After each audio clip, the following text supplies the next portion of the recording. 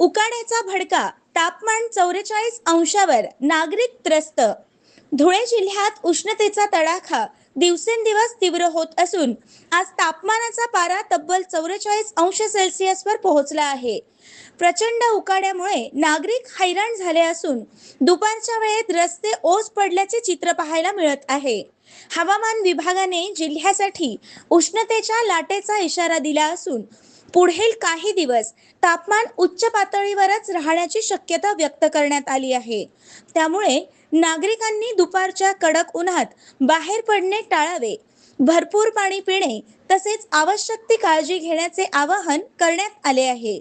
दरम्यान वाढत्या तापमानामुळे आरोग्याच्या समस्या वाढण्याची भीती देखील व्यक्त केली जात असून प्रशासनाने नागरिकांना सतर्क राहण्याचा सल्ला दिला आहे.